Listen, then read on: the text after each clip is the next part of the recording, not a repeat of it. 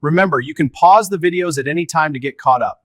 If you have questions, please leave them in the comments or email us at severanceltd@protonmail.com. Before we start coding, we need to talk about virtual environments. A virtual environment is an isolated Python installation just for your project. It keeps all your packages and dependencies separate. Let's get started.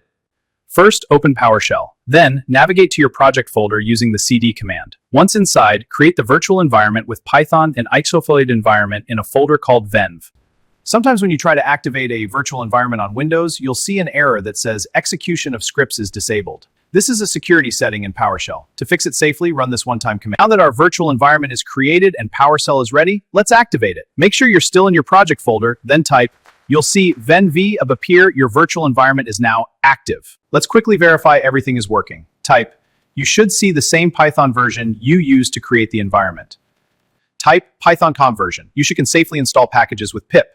For example, pip install requests. Series complete. You're now ready to start coding. Congratulations! You now know how to create a virtual environment with Python venv, fix the execution policy if needed, activate it with .ps1, deactivate with the deactivate command. Best practice, always activate your virtual environment before installing packages or running code.